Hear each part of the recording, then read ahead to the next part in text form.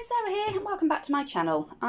Today I've come on to do a quick project share with some of the JMC Designs digi-stamps. Now, as many of you will know, I am part of the JMC Designs design team, the dream team, and this week Julia is releasing a discount code for her store. I believe it's 25%, but I will make sure that I leave all of the links for her store, for her channel, and for the discount code itself in the description box below this video.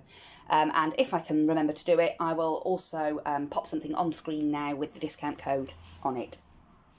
So this week I have used a couple of things from Julia's store. The first one being this beautiful little cat. Now this is Storm, and Julia designed this because they have had a beautiful new kitten in their family. And I love cats, and when I saw this I knew I had to make something with it. I've got two cats of my own, so I've coloured this one up to look like my little girl cat Bunty. And I've done it as a sort of mixed media-y type thing, and I think you can see if I sort of put it on the side here, this brick wall is dimensional. I've done it with a stencil and some homemade texture paste. And then I've tried to make it look like an old wall. So I started off by painting this sort of lower half of the page with some sand, sort of, I think it was titanium buff paint. And then I've gone over it with some texture paint, which I actually coloured the texture paint with some acrylic paint to give it that sort of bricky coloured colour to it, and then I have stenciled the bricks on.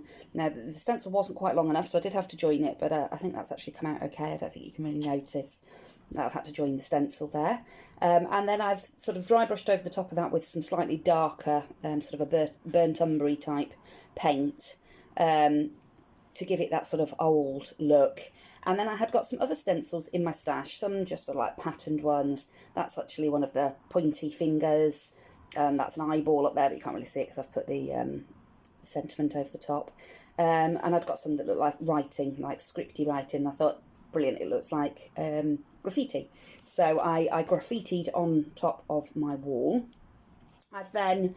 I've actually used what I've created this on is a jelly print that I have done on some mixed media paper.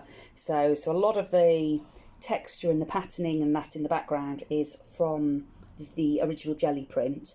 But then again, using the same stencils that I've used for the graffiti, I have put just some bits and pieces in the background, so you can see that I've got a couple of stars there.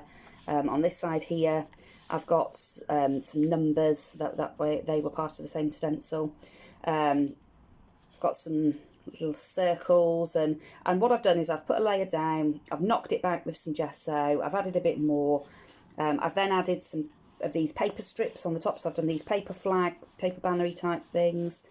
This was just it was actually leftovers from where I'd cut these ribbon type ones out, and this was actually the in-between bit that you're supposed to throw away, but I quite liked the thin texture, so I kept that, and I've put those bits on. Again, this is a scrap from the bottom of something else that I've cut, so I've put those on. And then what I've done is done some graffitiing over the top. So again, it pushes that paper into the background a little bit, and just sort of makes it look part of the background.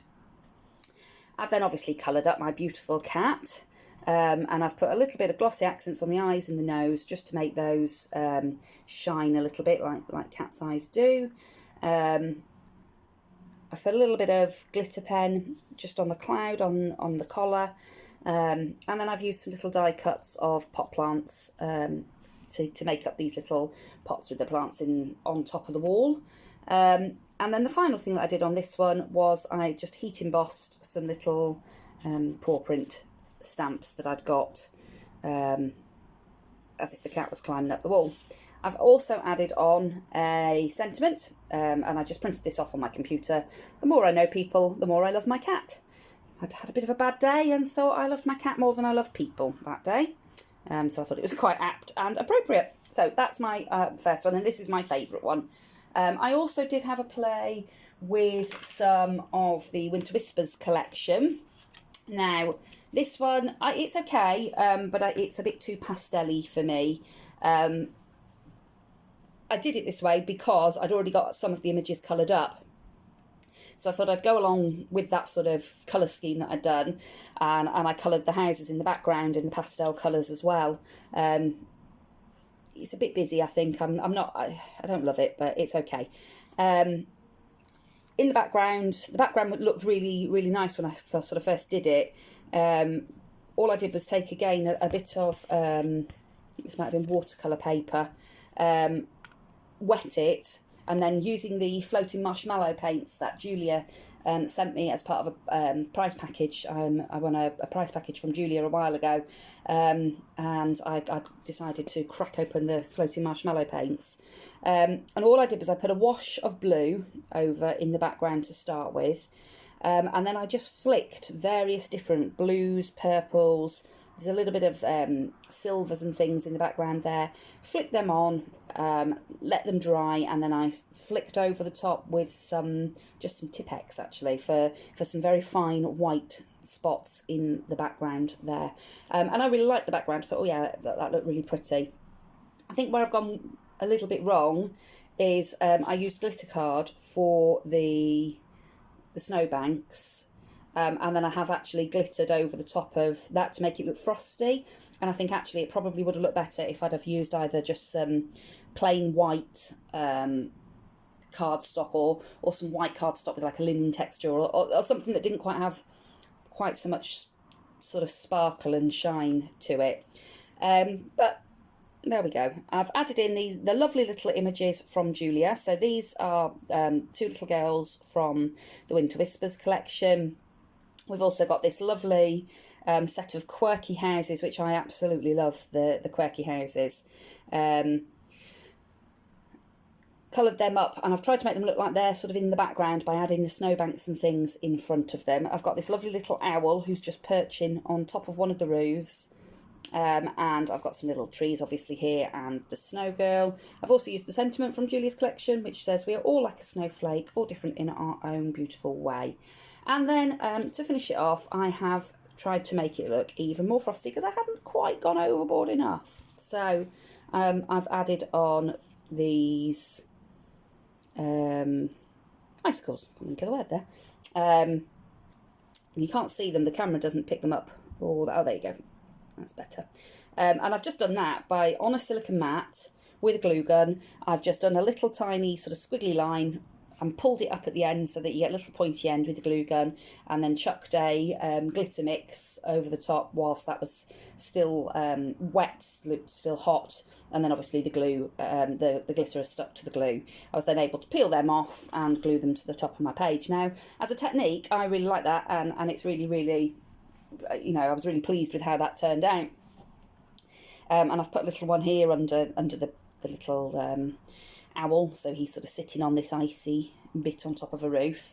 And I that was a really good technique. I just think it was a bit over the top for this page. And I wasn't going to share this page because I wasn't, like I say, overly thrilled with it. But I thought, no, do you know what? It's good to share the things that we don't love as much, because sometimes you will make things like the cat and you'll absolutely love them. I love that. I'm really, really pleased with that. And other times you'll make things and think, I like it, but it's just not quite, it didn't quite come out the way I'd anticipated it was going to. And I think it's good for everybody to sort of know that sometimes things don't quite turn out the way that you think they were going to. But you still learn things. So, I like the composition, I like the layout, I loved colouring in the houses, so I still got joy and pleasure from creating the page. I've really liked the technique of making the icicles in the background, but altogether, when it came together, it just didn't quite hit the mark for me. However, I've made it, I will still put it in my journal, and it's part of the journey of learning and sort of developing as a creator, as an artist, as a crafter. So I thought I would share it with you guys anyway. So that's the two pieces that I've made using the JMC Designs stamps this month. They are fantastically versatile stamps, as you can see. Two very different pages here. This one's much more sort of grungy and sort of mixed media-y, whereas this one is, more card making. You could make that into quite a nice into quite a nice Christmas card, or because it's all pretty much, you know, paper craft. And this one is mostly, but obviously you have got the texture paste in the background, you've got the stenciling, you know, a bit of heat embossing. There's lots more techniques, I suppose, in this one than there is in that one, but the stamps work no matter what. You know, the things that I've seen made with these collections of Digistamps is just outstanding, and that, you know, is all down to the fact that they are so versatile. So I recommend that you go on over to the shop and have a look and see if there's anything that you think that you'd like to create with. As I say, the discount code will be in the box below this video, so yeah, go on over and have a look. Thank you ever so much for watching. I hope you've enjoyed the project share, and I'll be back with you soon for some more crafty videos. Bye for now.